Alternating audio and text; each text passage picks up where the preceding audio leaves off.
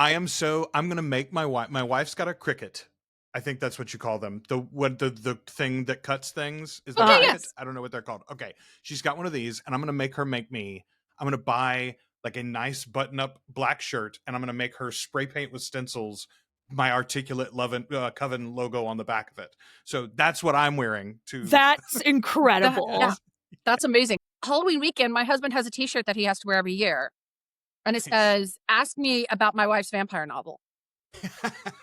I love it. And he's a fan now. Like he goes a little bit Travis Kelce to Taylor Swift over my characters and stuff. Aww. So like, yeah, we love that support. We love it. Yeah. Listen, for creatives, I think there are two kinds of partners, and Ashley and I have talked about it very much many times in the past because we've sort of got both of them. You've got the incredibly supportive superfan partner, right? That's the groupie for your shit. That's awesome. Also, though, you need the humbling partner. I think the prototypical version of this is Kevin Smith's wife, who could not care in the least about any of his films, but personally finds him adorable. So that's also useful as a creative, I think. Yeah, I have good friends who are not fans of my book, and I like them too. Right, we need you're them. Great. Just don't forget about the rest of the world doesn't care about your vampire shit, Rose. Come on now. Exactly.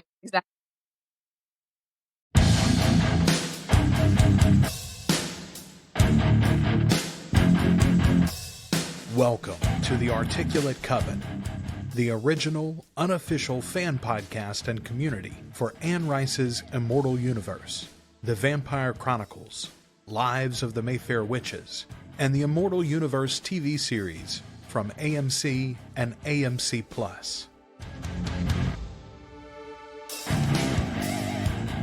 The Articulate Coven is Ashley and Joel, but it's supported by listeners just like you. Find out more at articulatecoven.com/join. Ashley, once upon a time, I thought to myself, I need a beautiful redhead who loves to read and who enjoys horror movies. And so I married my wife, Kelly. And then I said, I need more of this beautiful redhead who loves to read and likes horror movies in my life. So you and I started a podcast together. It's right. It's true. I said, it's not enough. I need a little more beautiful redhead that reads and likes horror movies. Hello, Rose Sinister. Don't like horror movies. I like vampire movies. And vampire movies are horror movies. Vampire movies are their own separate, secret, distinct other genre in my head. Okay, we're going right off the script from the top. So, okay, is it just the gore? Because I'm not a gore fan either. I am like a real fraidy cat. Do you like suspense? Do you like I like the classic Universal monster movies, for instance. Do you like any of that stuff, or is it just vampires?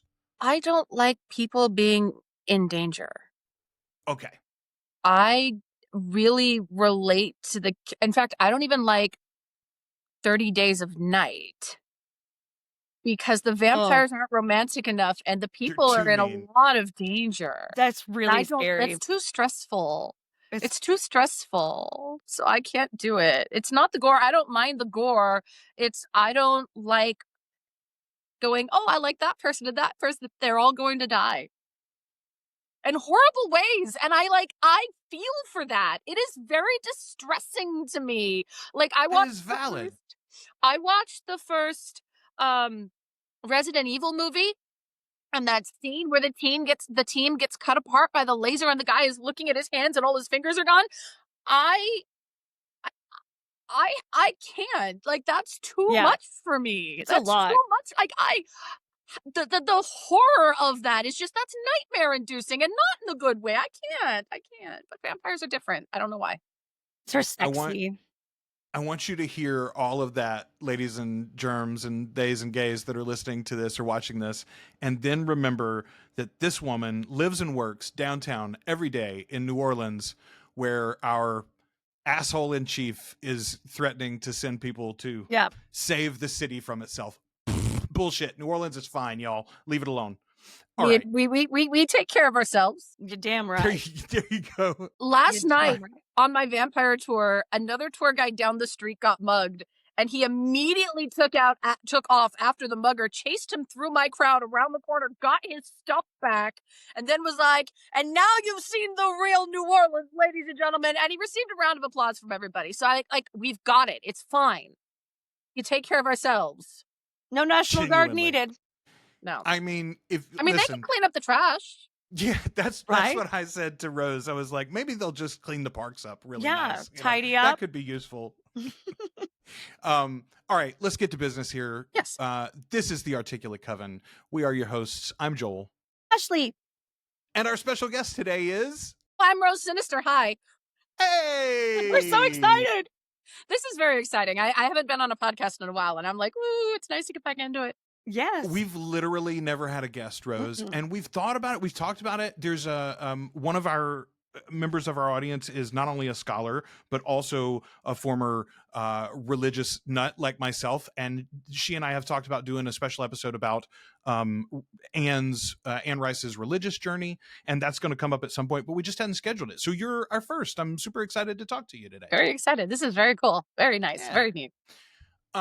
So we are a podcast generally about Anne Rice, the Immortal Universe, the works about her vampires and witches specifically, but we talk about all of her stuff. We also love to cover the Immortal Universe from AMC and AMC Plus, Interview with the Vampire, Mayfair Witches, Talamasca now, and so soon. I'm so excited. I keep like rewatching the trailer going, this is so much better than I thought it was going to be. Like, we're very hopeful. I'm not allowed to review, but Ashley and I have both seen the first episode. We're going to be talking about it soon. And there's promising things ahead. I'll just say that. It's very promising.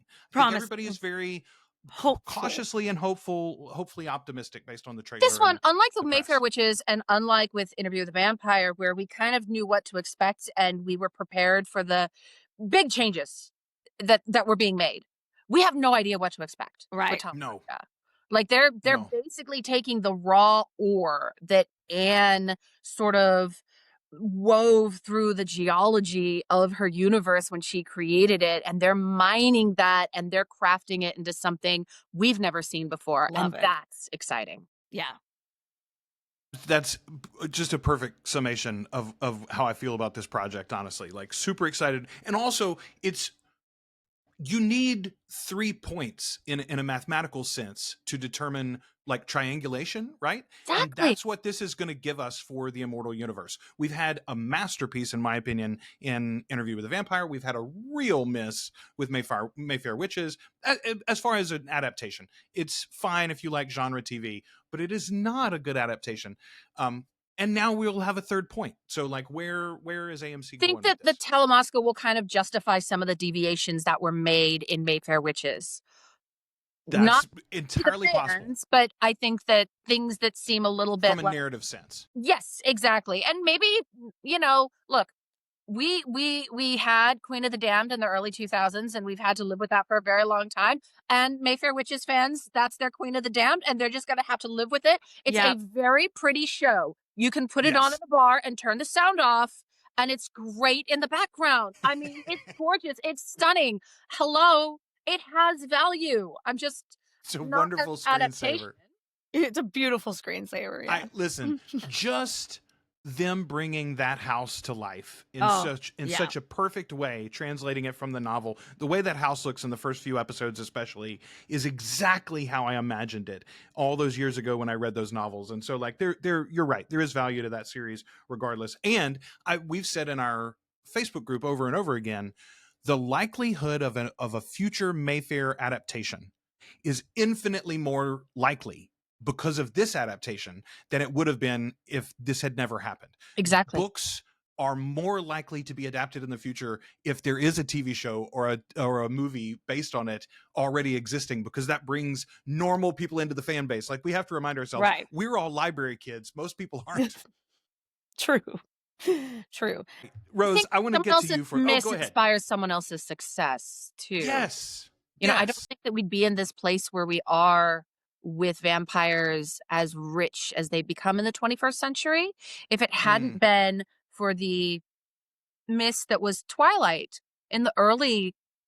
20 years ago, Twilight came out, and it inspired a lot of people to go, I can do better.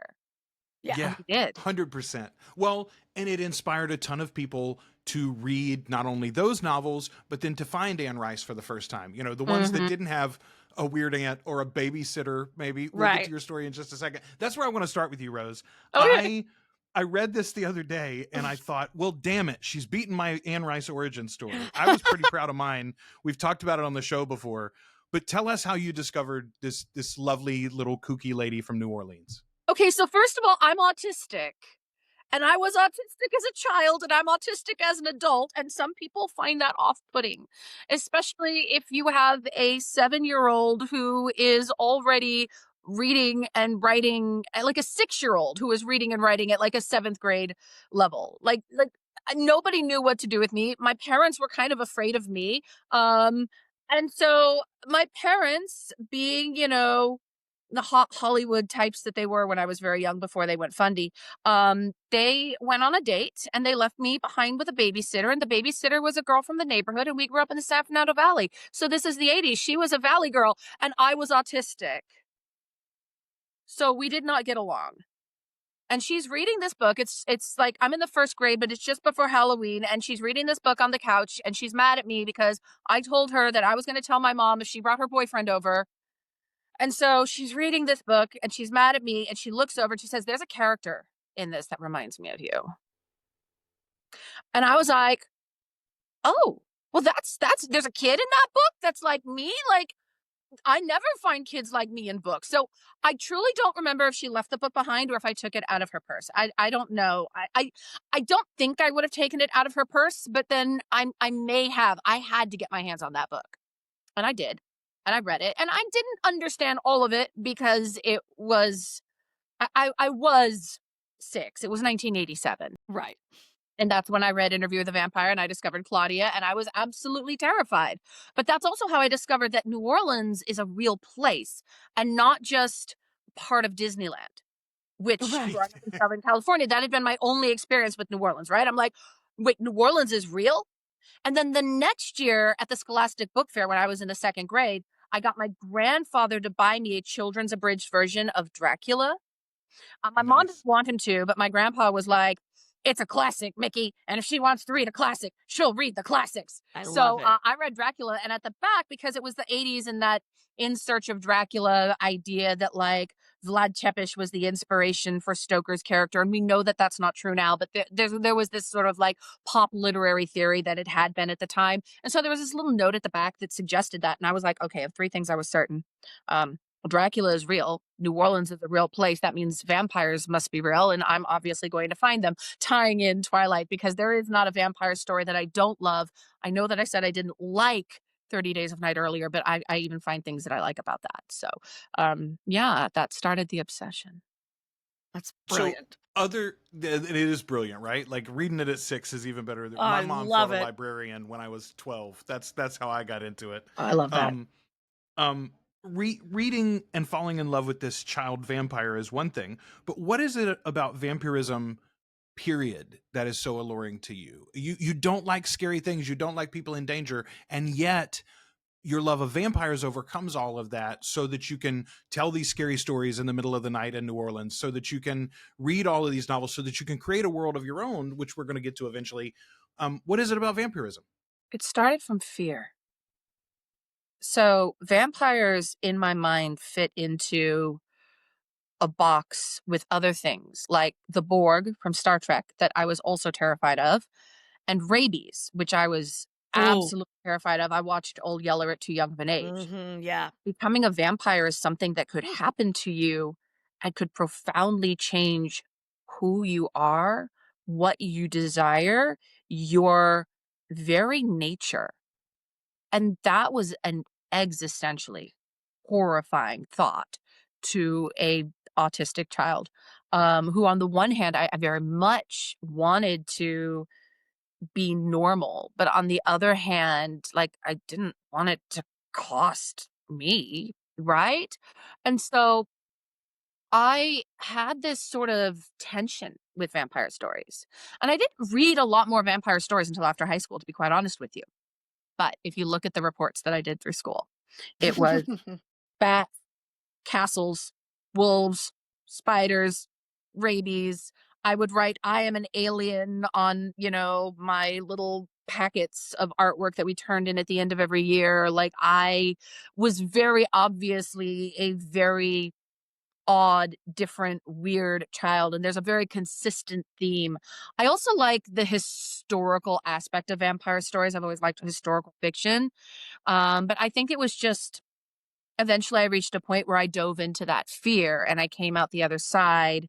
I was in a different place in my life when I rediscovered vampire stories explicitly, and it just hit different. So the fear was sort of transmuted into this allure, and the fear is still there. I'm not sure that I would want to be a vampire. Um, but um, that is a kind of fear that I can get comfortable with. Yeah. I always think about the fact that I'm a very picky eater, and I'm like Joel. realistically, Joel, could you, for the rest of history, What could you is- dine on Yeah. strangers' blood? I don't What- think so. I don't what think is it's gonna the- work. Chicken tender equivalent in a person. Like, what? I would be such a blood bag guy. I would have a blood bank. I would have to have a blood bank, I think. Just chug it and get it over with. Yeah. Yeah, it's just literally today at the grocery store, my wife saw a package of Soylent on sale, and she suggested, she was like, "Do you want to try that?" And I was like, "I can't go Absolutely there." I Yeah. tried not. Fuel. I tried Fuel for a while, and eventually I was like adding all of these like powdered drink mixes to it, trying to doctor it up. I had to, like, I just couldn't deal with the monotony. No. I've invented gruel. I need to stop This this. is dreadful. But No that's one the needs ADHD this. that comes in. When you're autistic and ADHD, there's, again, this tension. And I think all my life I've just had to learn to get very comfortable with that tension. So, yeah. Rose, I wanted to talk to you about, I read a bunch of stuff about you the last couple of days to lead up to this, just to make sure that I had some specifics. But there was a good interview I'd never heard of it, Canvas Rebel, but you were talking, you made this point about how you cracked writing for yourself. That's what Ashley and I were talking about right before we started. But you talked about, the word formulaic is an insult for writers generally. And yet, when we look at great writers, especially ones that are consistent and that have a large body of work at the end of their career, like an Anne Rice, even more so, I think about Stephen King. Like, Yeah. Stephen King's going to publish like 4 books this year, I think. Like, He writes one every 3 months. So, yes. the motherfucker does not need I'm like, leave a little space for the rest of us, Stephen, but also Give me stories, old man. I want them. yeah, that's what I'm saying. Like, that's what I'm saying. They're all good, so give them to me. But genuinely, I'm reading The Stand right now for the first time, and I'm so enjoying it this time. Although it is horrifying to think about in the current In these state of our- times, yeah. Yes. I mean, Yeah, I think about the Unkin CDC, book and of I'm like, ideas. oh fuck, we're so screwed. I pulled that out briefly during COVID to give it a reread, and I was like, I don't think this is. No. I'm not in the right place for this. I don't think any of us are. No, I don't think that's where. As unique as that book is, though, as someone who's reread it a million times and Salem's Lot and a bunch of these classics of his, especially the opening of this book, especially with that quote from you ringing in my head, the opening of that book is incredibly formulaic when you think about it. He introduces us to these everyday people and their everyday circumstances and ingratiates us into the world that he's built, and then slowly reveals whatever the doom and gloom that is coming in, right? There's news in The Stand, there's news reports that you hear in the background, or like strange TV things, and then you start hearing from the army and the military and all of the, it gets a little bit bigger and bigger. But talk to us about that cracking for you, and how did you start writing? I know it was a particularly bad period of time in your life, for one thing, that led to your eventual publication, but talk us through your process. What is it like?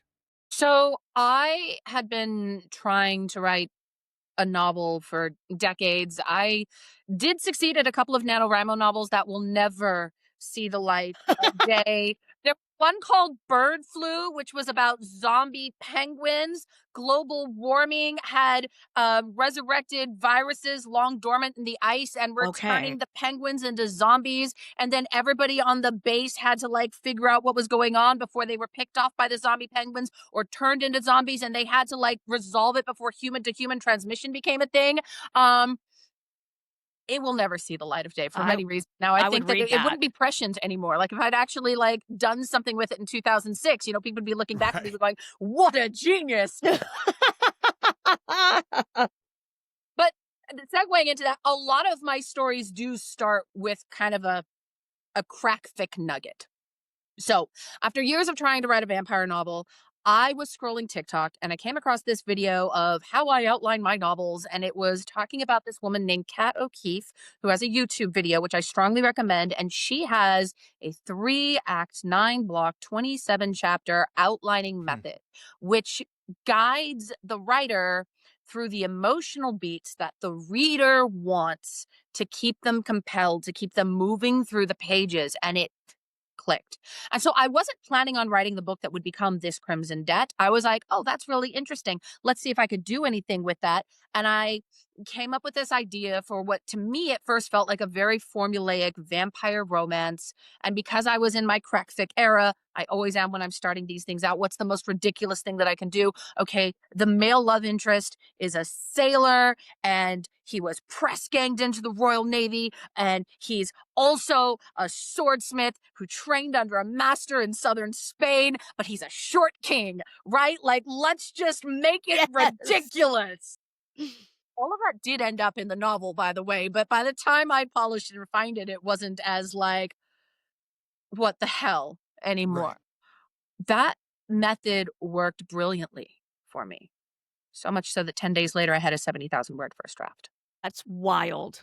It is wild. That's Also, I fantastic. don't recommend it. There were times when I was writing 17 hours a day and I ended up with a really bad UTI because when you have ADHD and autism, your proprioception is through the roof. And when you are hyperfixated, you forget to do things like go to the bathroom. And I almost ended up in the ER with like a kidney infection. So don't do that, okay? Take your piss breaks, y'all. If you need to go on a writing binge, make sure you set a timer for a pee break. You do. You have to do that. It was terrible. It was awful. It was very uncomfortable. Also, I developed the symptoms of the UTI at like 4 a.m. and there was a urgent care clinic just kind of around the corner from us. They open at 7 a.m. So I spent 3 hours in uncomfortableness, growing uncomfortableness. I'd been writing vampire stories, and then I go to walk out the door and I'm like, oh, the sun is up. I can't go out just yet. And I'm like, no, I can. I can and I should. But like that's how like deep into it I got. But I've used this outlining method to outline 10 other books in my series. And it works for me because it's a formula that I understand. And I feel like when you really understand formulas, you can manipulate the variables. And that's where mastery comes in.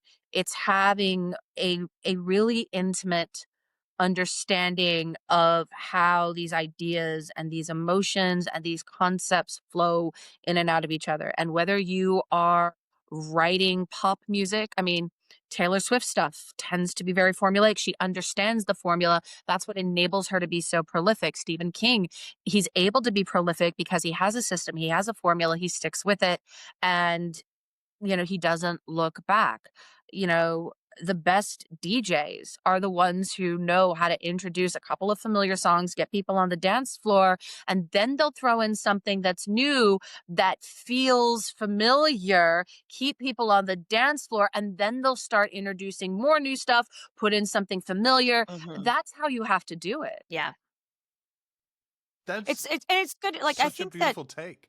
when you're sitting down and you're like, I'm going to write a book, I'm going to write a novel, it's so hard to figure out where the fuck to start, like, how do you start that? And how do you, like, you need a guide, like a roadmap, I think that that's super helpful, especially for people that are struggling to figure out how to get the ideas that are in their head onto a paper in a way that other people will find as compelling as you find it, Sometimes it just helps to throw spaghetti at the wall and see what's interesting, right? Yeah. Because it doesn't matter how bizarre or unhinged your initial idea is. Life is weird. I'm a professional vampire tour guide in New Orleans, all right? So like, you can, and my life is both mundane and fantastical, and like there's a lot of depth there, right? And so like you can take something that seems absolutely unhinged and absurd and make it feel grounded. But you have to start with an idea that's interesting and an emotional sort of sentiment that you want to explore. My wife Kelly and I have talked about that exact idea, that it's both magical and mundane. So often, like day to day, I feel like, okay, you're the father of four, and you're like maybe upper middle class if you want to be like, you know, optimistic for yourself. And you live in the middle of nowhere, North Louisiana, and but also you edit and produce and create podcasts and videos for a living. You work from home full time. Your wife's a stay-at-home mom. All four of your kids are geniuses and gorgeous, and you know, et cetera, et cetera. And every week about 2,000 people show up and watch and listen to you talk about these gay ass vampires. So like, Right. Amazing. life's Not too pretty shabby. awesome if you find it. Right. Yeah. And the beauty, I think, the downfall of living when we do is all of those things we talked about earlier. Like, our world is falling apart, and our country specifically seems to be falling apart, and there are health scares every day, and we're confronted with every bad piece of news from all over the universe. But also the upside is you can just write a book, and then you can Yeah. figure out how to publish it on your own, even if you can't get a publishing house interested in it. No You publishing can- house was going to publish my series. No one but you is, don't need them today. but you is the don't need point. that anymore. And that's, you know, that's great. And maybe someday when I have like a big enough body of work, someone will be like, aha, I see what she's doing.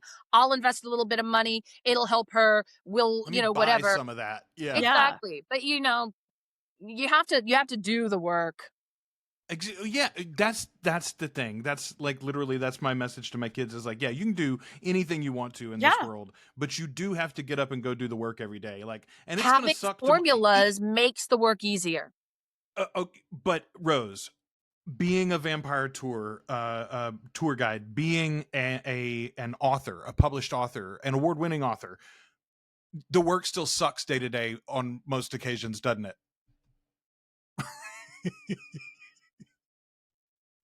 Like, you gotta get it. It's Thursdays suck for everybody, right? It do be like that sometimes.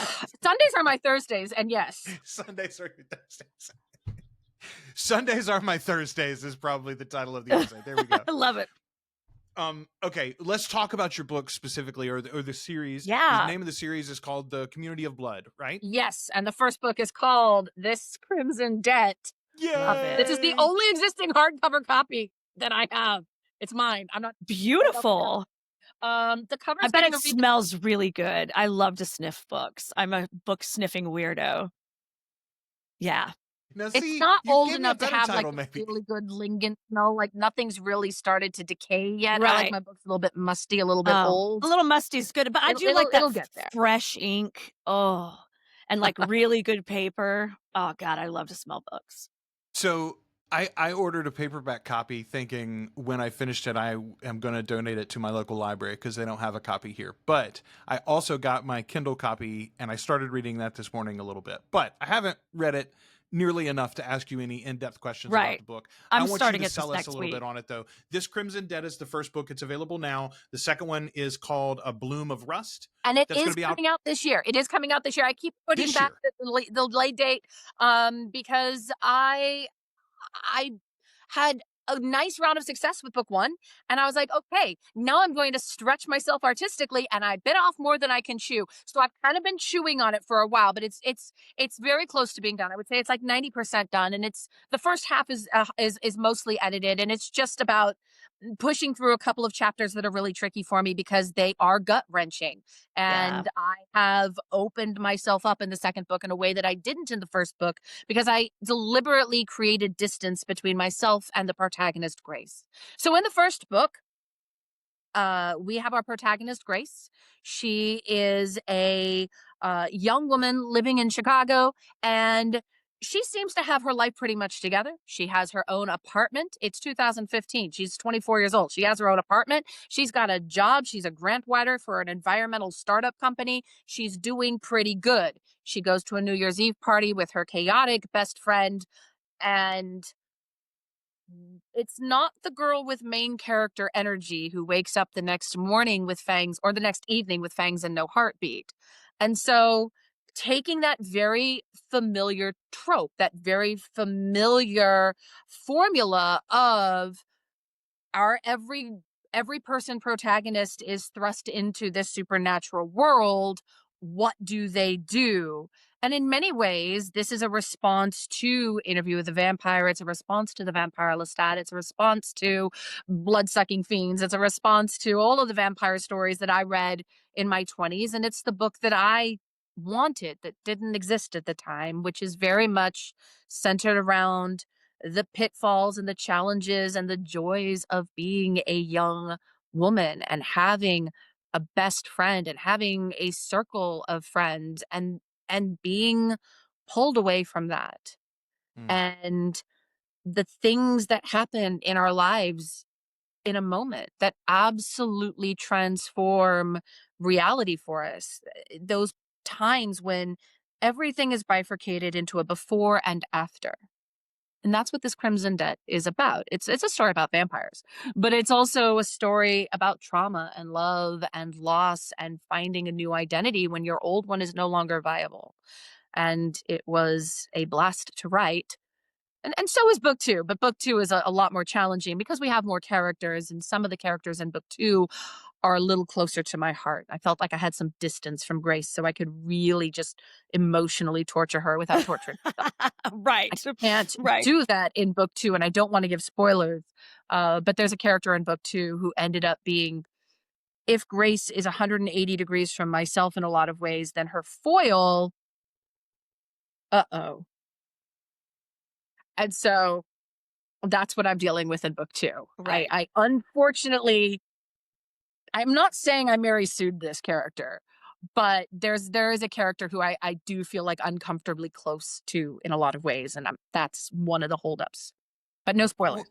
Well, I love our that. lady Anne, of course, wrote this beautiful, sympathetic, guilt-ridden vampire in Louis that is, sad about the loss of his life and sad about the locking Humanity. of this And then never daughter into refer to him again Claudia. because she's like, I have Lestat now, and he's Yeah. everything. I'm not She doing that, but I can. processed all that grief and left him behind. I Yeah. mean, not really, but it does feel that way. There are shades of it. I'm finding myself going, you are not going to Anne Rice this. You are not going to Anne Rice this. This is not your Lestat. Stop it. So let me ask you something on that, and this is the way that Anne. I'm assuming. Have you ever read the Alphabetary, the book that Beckett wrote, her assistant, about it's like Yes. a guidebook for the Vampire Chronicles? Okay, the opening of that book, which we've talked about on the show in the past, she details like her imaginary world. She's got this sort of soap opera-esque world that she had maintained since childhood. That she never wrote about or never included in any books, but she knows generations of these people's lives and had thought it through. She talked all the time about how Lestat especially spoke to her. She heard his voice and he came and told her his tales. Do your characters speak to you aloud? I mean, not aloud. I'm not talking about hallucinations, but I'm Right. saying, do you experience them as if they are a muse coming to you like that? Yes. All 5 of my central characters, Leads, yeah. they do. I see them in a moment on the street and I'm like, that's Avi's talking to me right now, or a billboard or a magazine article. I'll see something in the store that makes me think of them, which is how I ended up with a knockoff Cartier wristwatch. And so I needs it. there's this like tangible thing where sometimes I look, that skeleton pillow right there, that's Becca coded. I bought that for her. And now looking over me, judging me. So I don't have like these conversations with my characters. They're not necessarily real people in that sense, but they are in a very different sense. Like I do feel like I I have moments where I feel very close to them, and I get like pockets of insight into like, oh, that's what you need to do next. That's how you need to respond to the situation. That's a better fit for who you are and where this story needs to go. Yeah, I think I that think in many ways. my Go ahead. No, brother go my ahead. I'm brother sorry. is a writer as well, and he just finished his first novel, and it's fucking fantastic. But we talked a lot about how sometimes the characters go in directions you didn't intend for them to go in. As the writer, they took you there, and I think he ran into that a few times with some of his characters. Their end came in a different way than he expected, and not the way he had planned it originally, and how you have to kind of just lean into that when it happens, because you can't fight what's right with the story, and you've already set that up and created it, and you created the characters, and if you create the characters correctly, then they have life, and they can make choices in your brain, and I just think that's incredibly cool and so powerful, that you can create something that could go in a direction that you didn't even expect it to or plan for it to. Every single one of the characters, I mean, even we're talking side characters that I introduced in book one, every single one of them, I know their sun, moon, rising. I know their MTBI. I know their Right. Enneagram. And I have a folder full of memes for all Oh, of them. yes. Like, this is our Pisces meme folder. This is our Virgo meme folder. This is our Gemini meme folder. This is our Taurus meme folder. And I find myself often when I'm stuck, again, one of my ways of getting over being stuck is leaning into the ridiculous. So I like to go, okay, what is the most unhinged thing that this Virgo would do in this moment that would feel so Virgo and it would mess everything up? Okay. Okay, let's do that. Let's do that. Let's do that. And that is how I feel like they communicate with Yeah. me, not so much like directly, but like indirectly. Yeah, and I love that power of like they Yeah. all have stories, they all have trauma, they all have deep angst. You have to if you're a vampire. My God. Oh, yes, all of them. You mentioned your autism earlier, Rose. I'm not diagnosed, but I my mother says in our family you got a rhythm with the tism. Yeah. My We my live father has on my father has far too many of the tics for me to realize that I just remain undiagnosed. All of my children are diagnosed on some level. I love that. So I there love you that. go. I love that for them. But Yeah. I think that I don't know about you personally. I'm not going to speak for you, but I know I have processed my own interaction with other humans in that same way that Anne talks about, Lestat speaking to her. I've played it out in my head. Well, Mhm. why would they treat me? Why would they think that I was mad at them when I said that way? But I've used that as a tool to better understand how to interact with other human beings. So I think there is something about that mental framework that actually makes us good storytellers. I do think so. I do think so. Because it's turtles all the way down when we're asking why. Yes. And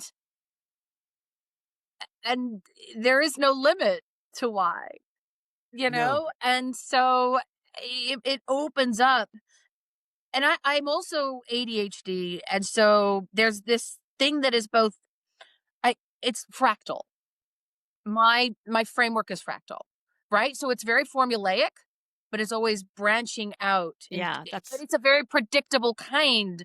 And when you pull back, you can see that it is an There's infinite order. repetitive pattern. But that's kind of how I would describe like my framework. I was diagnosed with ADHD in 94 when I was 13. And that was largely because I had started learning about different types of brains because I knew mine was different. And Right. I started advocating for myself. And I had a big, thick packet of ADHD research that I presented to my pediatrician, which honestly should have made him go, okay, Okay. We don't need to run maybe the scans, we're in actually. the right ballpark, but I don't think we're playing the right sport here. Right. And after my mother passed, I found out that I had been screened for autism as a toddler, and they basically decided, because this was the 80s and I was a girl, because I was playing with the dolls in the dollhouse, even though I was playing with them weird, You were because I was fine. able to make up stories about them. Yours like, didn't count. it wasn't there. And I was also recommended to be screened for autism specifically by my 6th grade teacher, who had experience working with kids with autism. And my mother pulled me out of that parent teacher conference. Very upset. Very upset. She said, my daughter is not a slur, and then pulled me out of that school. So getting an ADHD diagnosis, I think, was a possibility for me. I don't think my mother ever would have allowed me to have an autism diagnosis. Well, And then for the late longest time, if you 80s. diagnosed ADHD, they won't diagnose you autistic. Right. So now Yes. I'm in the process of securing the second one, but it's Late 80s and 90s, that one was so easy, right? All the country club kids had that too. They just took their Ritalin and everybody was fine. But autistic was a different thing. That was, we can't, that's not okay. And which is, again, anytime, just quickly before we move on to more important things like vampires, all of my bullshit that you vampires are see- autistic and neurodivergent, right. ADHD and But I mean- dyslexic because I am. this current bullshit about kids weren't like that when in my day. Yes, Yes, fuck we were. they were. We were. First of all, you didn't know how to recognize it, and when you did recognize it, you didn't say it out loud because the family would be ashamed and you'd be ostracized. My and so father everybody collected just Beanie shut it Babies. up. He only Yeah, collected the man. bears, and he only collected the special edition bears. And every single one of the special edition bears had to be in a very specific type of lucite box. And when that specific type of lucite collector's box was discontinued, he spent hours on the phone calling stores all over the country trying to find dead stock. But yeah, they didn't have autism back in the 1950s and 60s when he was growing up. Right. Me and my mom says all the time is like, yeah, Nana says they didn't have autism when she was a kid, and then she shows you her collection of spoons that you don't use to, for food. Yeah. Thimbles. My mother collected thimbles. And yeah. All right, Rose, let's talk about New Orleans a little bit. We're so excited for you to show us around. We're going to go on a tour with you on November Can't wait. 1st before Anne Rice's Celebration of Life. Super excited about that. A lot of members of our Coven are going to be there, as many as the city of New Orleans will allow us to take along anyway. But first of all, let's talk about how you came to the city. Interestingly, you and I both I lived in New Orleans. I only lived there for 3 years, but it was around the same time that you first moved there, not long after Katrina. Talk to us about how you fell in love with the city, and then first how you got there. So I first got to New Orleans before Katrina, a few years before Katrina. I think I was in community college. I was taking anthropology classes, and I was able to come because I was like, oh, I'm doing a report. This is for my anthropology stuff.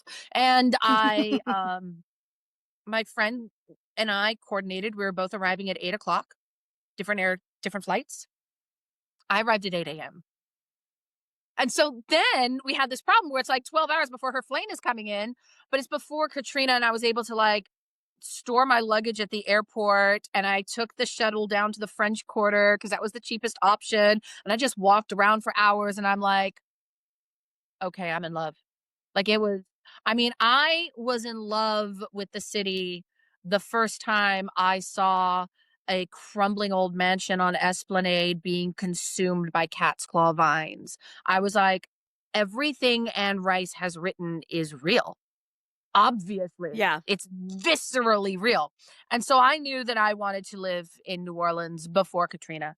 I was making plans to move to New Orleans in September of 2005. Those fell through, and obviously Katrina would have made them fall through anyway. Right. But I knew then that I was going to move to New Orleans as soon as I could. So I moved to the city in October of 2006, and I had couple $1,000 saved up. I had 2 suitcases, and I had 5 big boxes that were shipped to me, freight from the U.S. Postal Service, that had everything else that I was going to need in it. And I found a roommate on Craigslist, and that was an adventure. Yeah. And then I got a job at a voodoo shop, and that was an adventure. And then I realized what I really wanted to do was be a tour guide.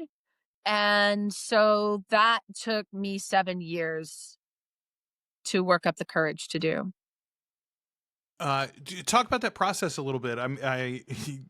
I work for a lot of people in the real estate and mortgage industry, Mm. and to become a realtor, it seems like all you have to do is announce out loud, like you're Michael Scott, "I want to be a realtor." Pretty much, it seems it's about that easy. What is the process like to become a tour guide in New Orleans? Pretty The difficult, process is I'm a little assuming. bit easier now than it was when I did it. Right. And it used to be a lot harder. They've relaxed the regulations over and over again. But you do have to pass a test. You have to get a license. It costs money. There's steps of bureaucracy that you have to go through with City Hall. They basically want you to know that like New Orleans was founded by the French in 1718.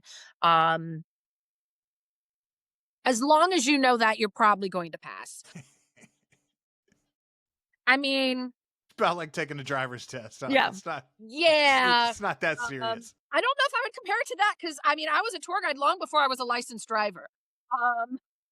But that's the tism. I'm Right. not a good driver. I don't drive as you know as often as I can avoid it. I will. But I took the test. I wasn't really so when you're starting off as a tour guide, you're at the bottom of the totem pole as far as like getting tours to take out. It's really hit or miss. You can have like $20 show up pay 5 days a week.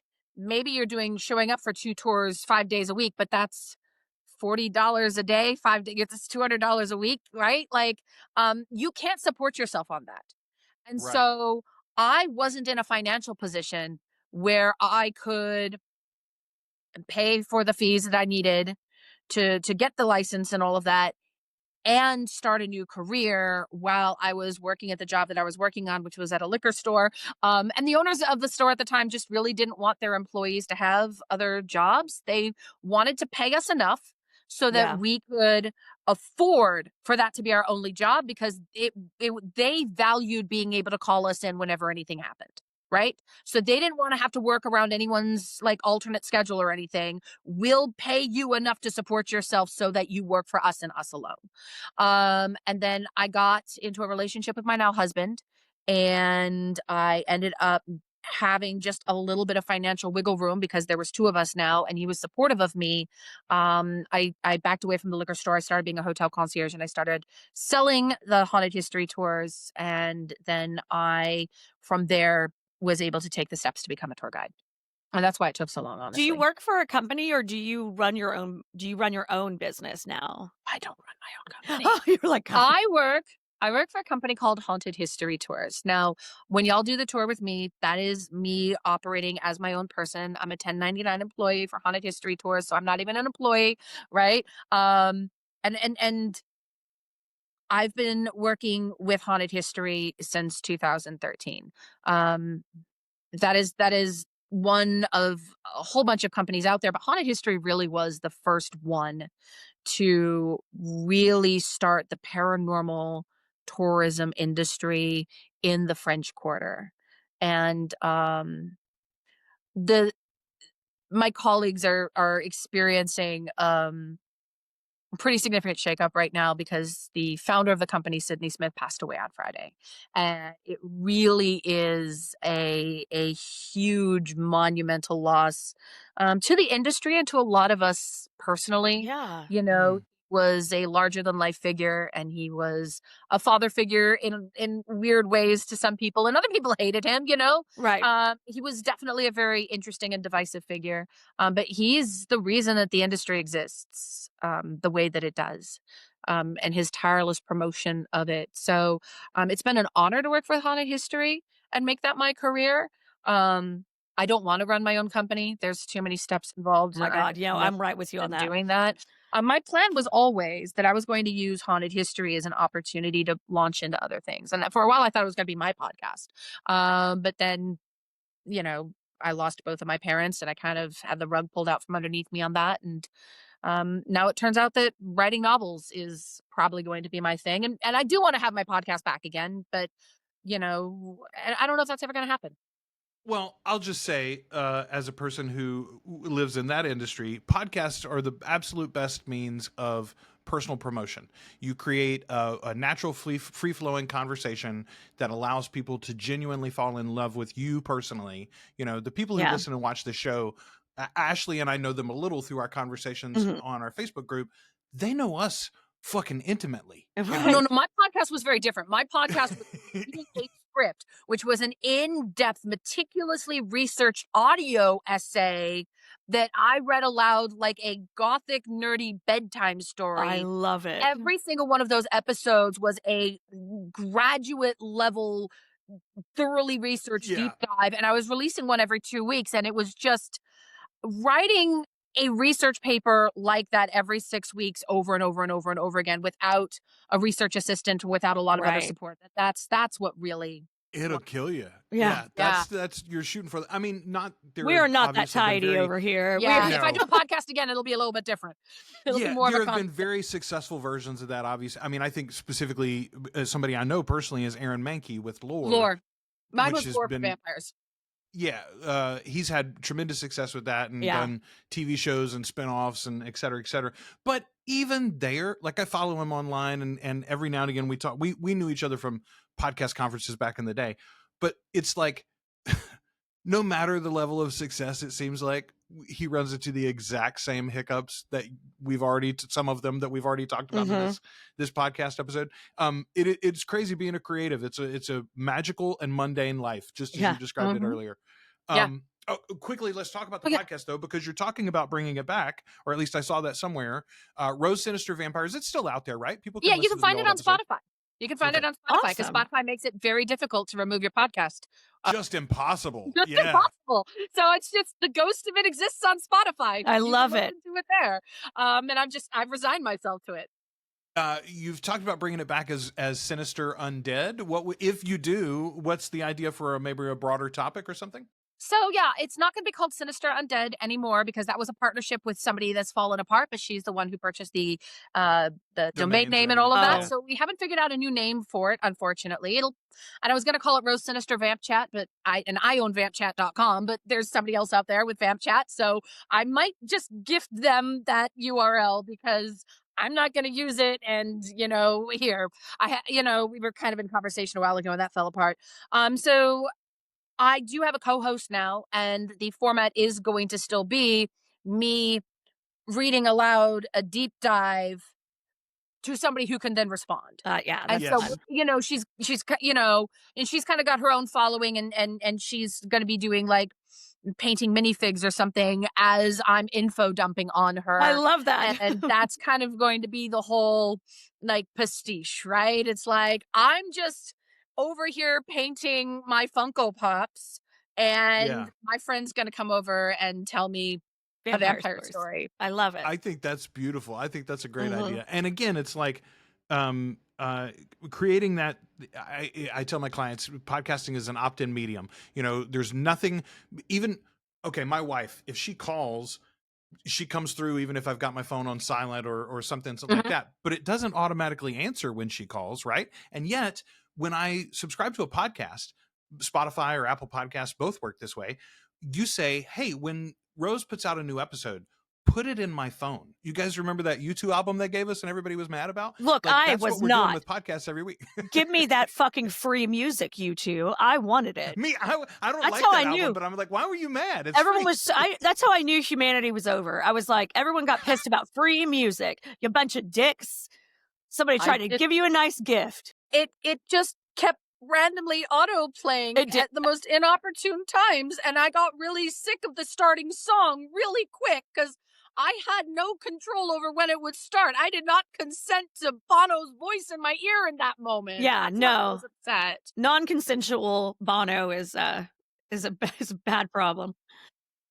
That's all I'm gonna say about that. All right. Rose, Yes. for those of the Coven, those that are listening that aren't coming with us to New Orleans or aren't going to be able to take the tour with you, tell us a little bit about what it is like to go experience New Orleans with you. I want to make sure that everybody that listens to this or watches it, the next time they are able to get to the city, you're at the top of their list to add. So tell us a little bit about what it's like to hang out with you. When we do a vampire tour, it's nerdy, it's theatrical, it is in depth, and it is intimately rooted in history in a way that I think catches some people off guard, right? Because there's some really fascinating information and conjecture and some linguistic theory that we dive into when we're talking about vampires. And it is so much more than pop culture fan service. So we walk through the streets of the French Quarter, and I'm explaining the history and the culture and the traditions and a lot of urban legends, but I'm explaining them through the lens of vampire stories, tying those in to pop culture movies, novels, TV shows, graphic novels that people might be familiar with, explaining how this element from this story is rooted in history in ways that a casual fan may not have expected. And we Awesome. explore why vampire stories matter. And if you are a nerd, you'll love it. And if you're somebody who's just like, I think Lestat is hot, that's real. I just want to know how hot Lestat is. I'm like, maybe I'm not your girl. But because I kind of want to drop an anvil on his head at all times. I'm Well, not a I'm- Lestat fan.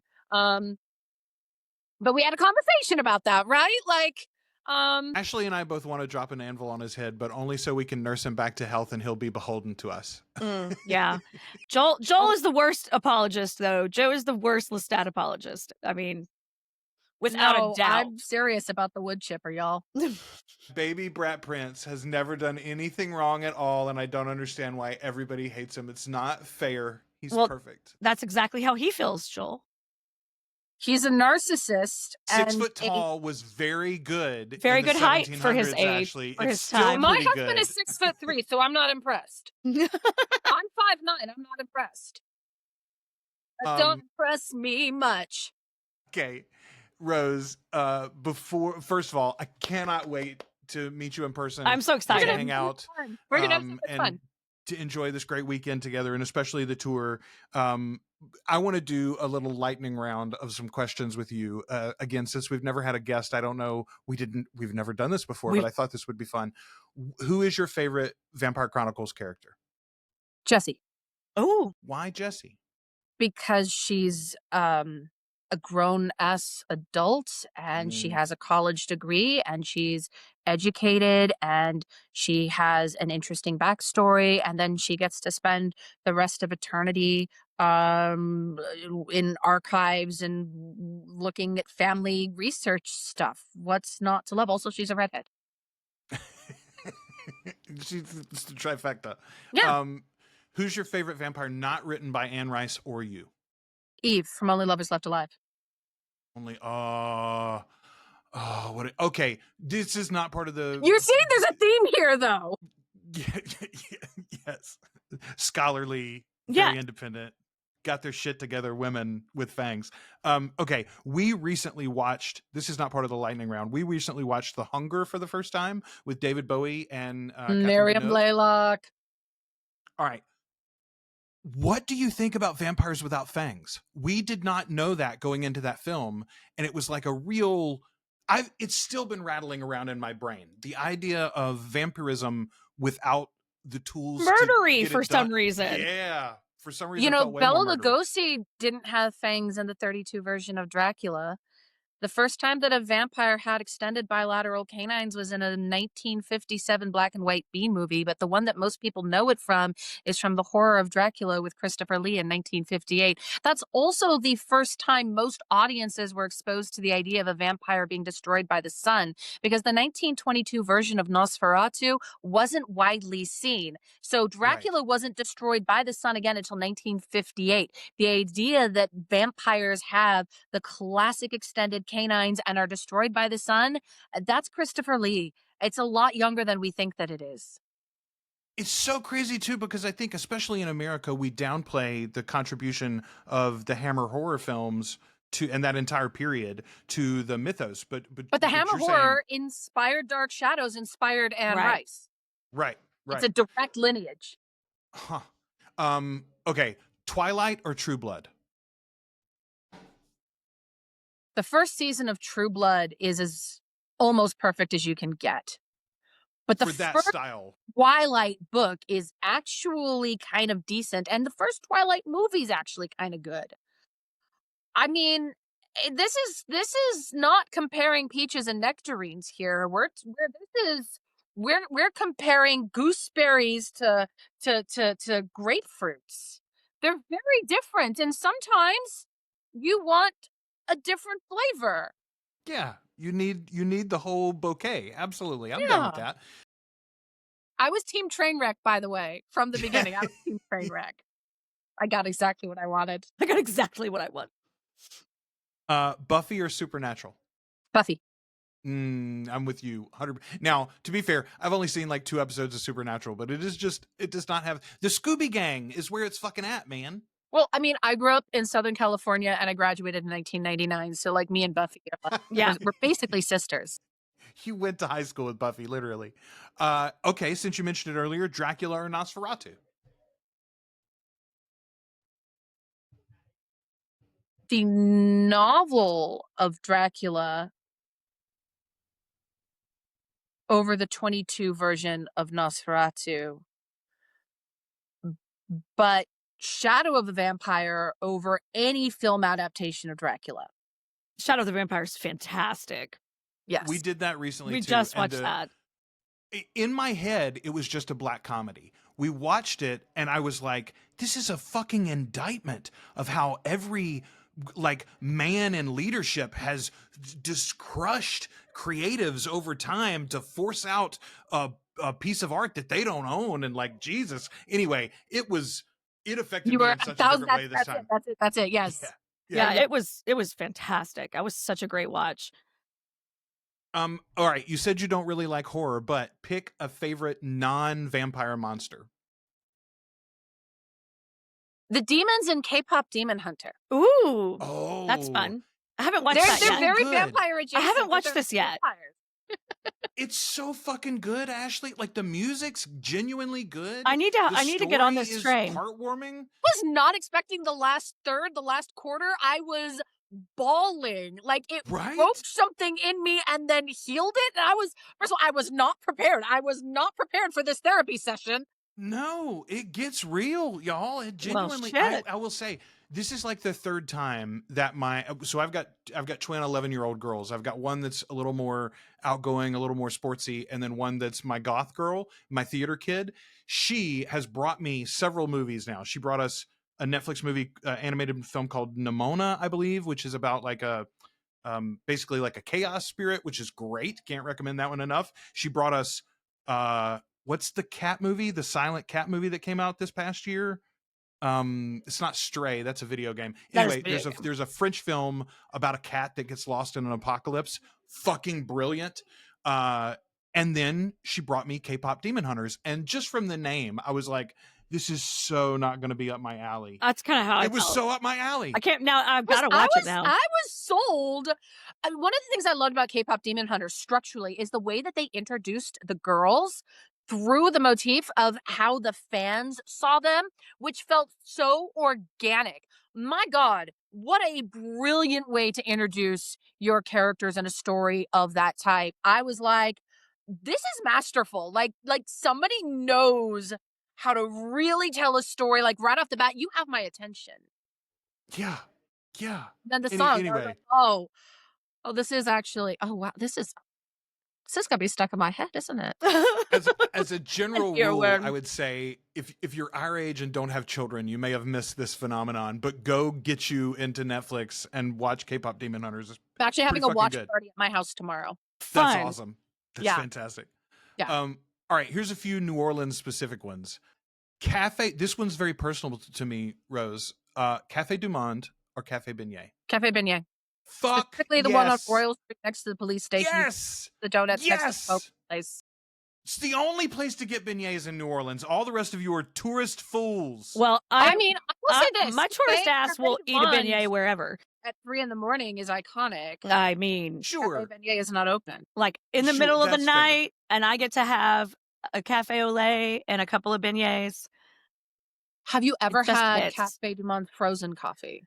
I've never had it because I always cafe au lait is the only coffee I drink with milk in it, and it's the only coffee I put sugar in. and I just love it so fucking much. It's so hard for me to get the frozen, but I want to. I'll do it Get this the next frozen time. coffee. It's I'll do it this next like time. K-pop Demon Hunters. You don't expect it to be as good Ooh, as it is. okay, excellent. Muffaletta or po' boy? Oh, a po' boy. Yeah, I'm a po' boy too. Nice. Yeah. Do you have a spot? What's your po' boy spot? A Verdi Mart. Nice. Verdi Mart for anything but seafood po' boys. I actually really like Nola po' boys on Bourbon Street. Their fried shrimp po' boys are actually really excellent. If I'm going to Verdi Mart, I'm actually usually getting like their Green Mountain vegetarian po' boy, which Ooh. is I Their have food's deep emotional amazing. connection to that sandwich. And then Parkway Bakery Tavern up in Bayou St. John. Their roast beef debris po' boy is amazing. But also, one of the best po' boys I ever had in my entire life was a roast beef debris po' boy from the deli counter at Winn-Dixie on Carrollton. So, you can get a good po' boy anywhere. People sleep on Winn-Dixie and Bromart. I personally know some Rouses, so I'm not going to throw shade in their direction either. But y'all, grocery stores in New Orleans and around New Orleans, you don't understand. If you're coming from other parts of the country, you do not understand the wealth that are grocery stores in and around Metro New Orleans. Rouse's sushi is amazing. But I'm saying the fucking Bromart is like the New Orleans equivalent of, I don't know, a Piggly Wiggly or something, right? This should be the rundown junky grocery store. It's the bomb. Everything in there is good. Yep. It's awesome. We haven't even talked about gas stations yet. Like gas stations. Yeah. We've talked about gas stations on the podcast before. Let me tell you, I used to live so far down in the Bywater that the closest Brothers to me was in the lower Ninth Ward, and I would walk across that bridge to get it. That is dedication, God.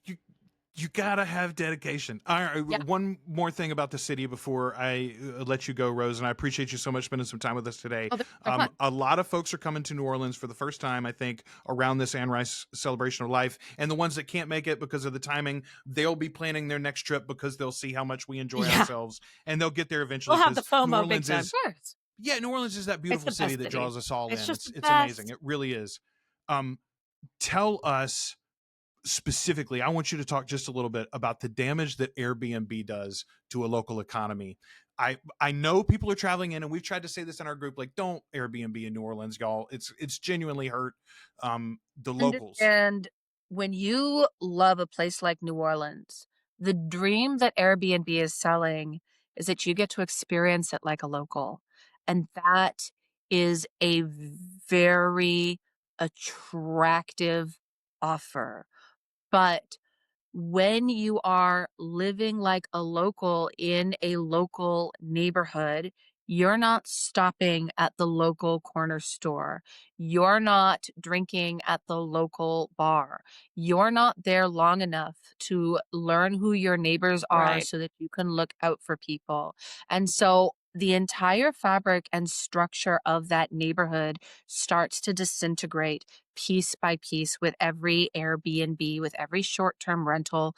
Most of them are illegal now. So if you're staying in one, you're already kind of on thin ice. Louisiana does not have a lot of tenant protections. And if you're on a month-to-month lease, your landlord can kick you out with 10 days notice.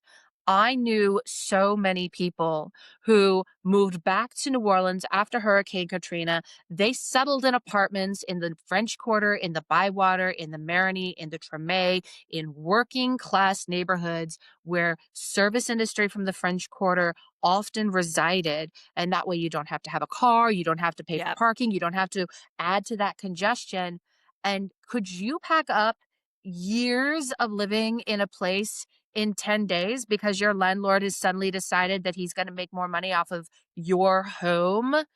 I knew dozens of people who were displaced. And the apartment that I lived in before Airbnb took off was, I was there from 2009 to 2012, 2013, just before I became a tour guide.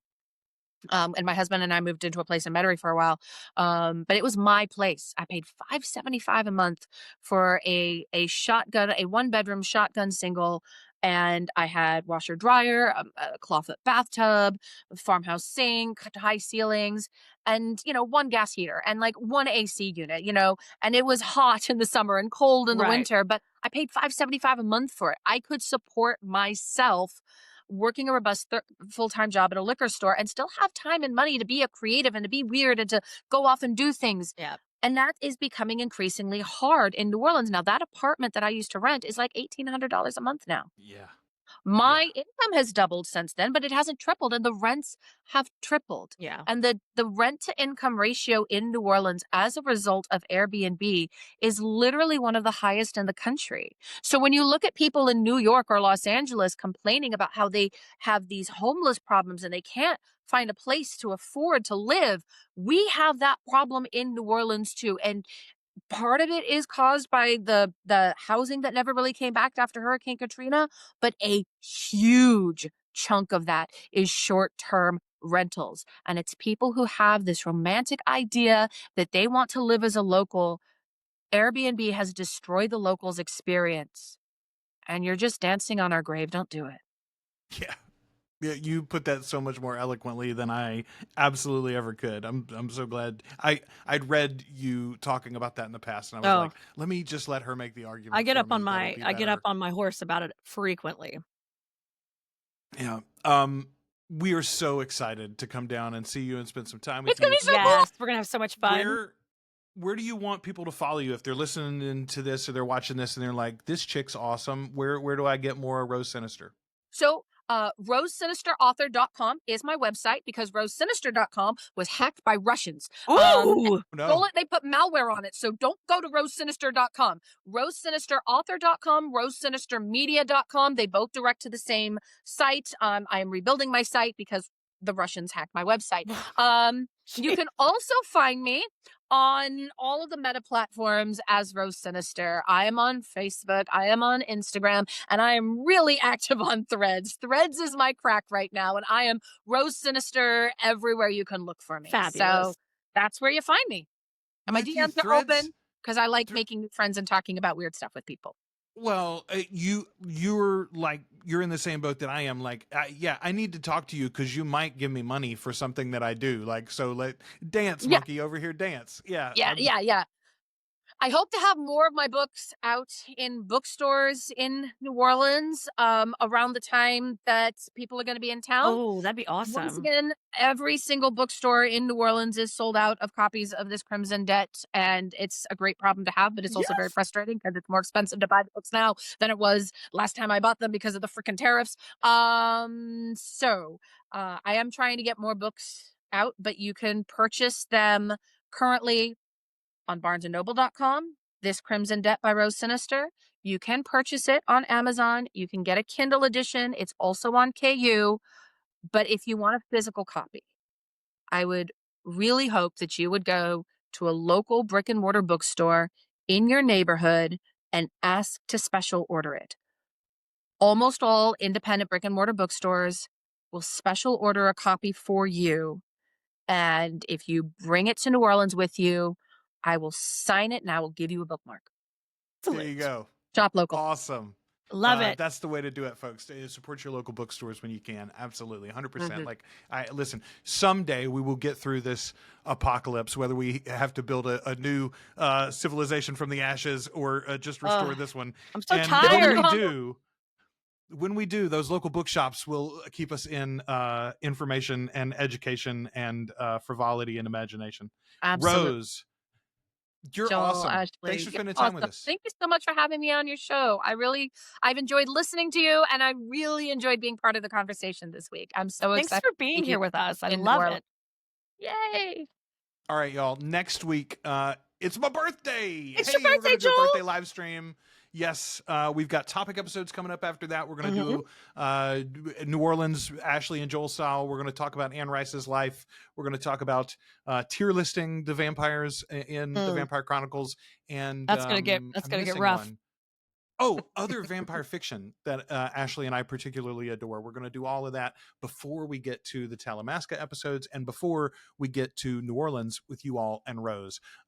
You can find all of that info at articulatecoven.com. If you're in a position to support the show, articulatecoven.com/join. $2 a month gets you access to everything we do early and ad-free, including now 5 times a week you're getting Dark Shadows episodes. You Y'all, are I'm doing a Dark Shadows episode every day now. Committed. It's a lot of soap opera. I don't know know what to tell you. No, dude, after you're done, we need to find passions. We totally need to. I've already started working on it. I was just thinking that. My God, Oh. it's so great. So my plan is I've got 1,200 and change episodes of Dark Shadows to get through. I get done with that. I'm going to do the reboot, obviously, from NBC. That's like one season. Yeah. Then I'm going to do either Port Charles or Passions. And when I I finish forgot one, about I'll go to the other one. Charles. Yeah, Port Charles had angels and shit. Vampires. I didn't watch that one, but it's, absolutely. Yeah. So we're going to do them all, y'all. I'm going to be here for the rest of time. So right. Watching vampire shit. Right. Until next week, we have been your hosts. I'm Joel. I'm Ashley. And our special guest was? It's Rose. It was lovely being here. I'll see you in New Orleans. We are the Articulate Coven.